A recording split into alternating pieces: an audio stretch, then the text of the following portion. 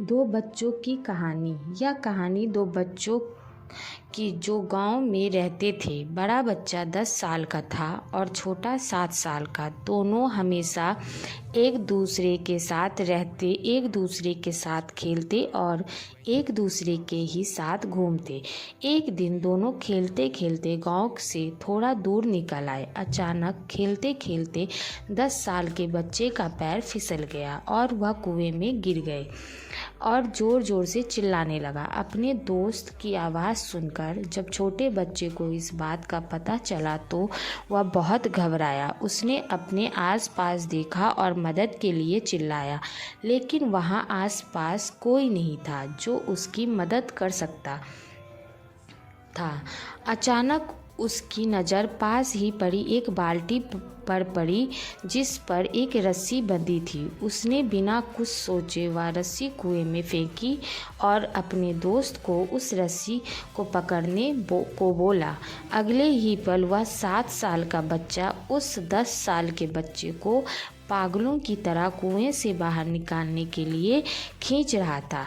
उस छोटे से बच्चे ने अपने दोस्त को कुएं से बाहर निकालने में अपनी पूरी जान लगा दी। आखिरकार वह बच्चा अपने दोस्त को बचाने में कामयाब हुआ और उसने अपने दोस्त को कुएं से बाहर निकाल लिया। लेकिन उन्हें असली डर तो इस बात का था कि जब वो गांव में जाएंगे तो उन्हें बहुत मार पड़ेगी। खैर, दोनों डरते डरते गांव पहुंचे और उन्होंने गांव वालों को खेलते खेलते कुएं में गिरने और रस्सी से सहारे छोटे बच्चे द्वारा बड़े बच्चे को बाहर निकालने वाली पूरी बात बता दी।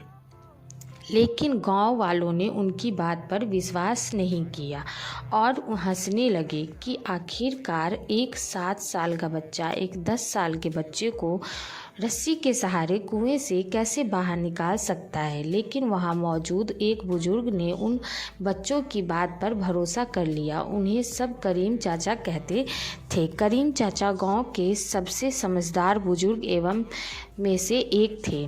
गांव वालों को जब करीम चाचा के बच्चों की बात पर विश्वास करने का पता चला तो सब इकट्ठा होकर करीम चाचा के पास पहुँचे और बोले, चाचा, हमें बच्चों की बात पर यकीन नहीं हो रहा है। आप यह बात बता दो कि ऐसा कैसे हो सकता है। गांव वालों की बात सुनकर करीम चाचा बोले, बच्चे बता तो रहे हैं उन्होंने कैसे किया। बच्चे ने कुएं में रस्सी फेंकी और दूसरे बच्चे को ऊपर खींच लिया। गांव वालों को कुछ समझ में नहीं आ रहा था। कुछ देर बाद करीम चाचा मुस्कुराए और बोले, सवाल ये नहीं है कि बच्चे ने यह कैसे किया, सवाल यह है कि वह यह कैसे कर पाया।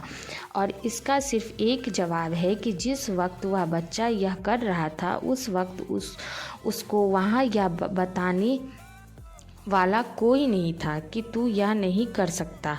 यहाँ तक कि वह बच्चा खुद भी नहीं जानता था। इसीलिए कभी हार नहीं माननी चाहिए। हम जो सोचते हैं वो करने में कामयाब होते हैं।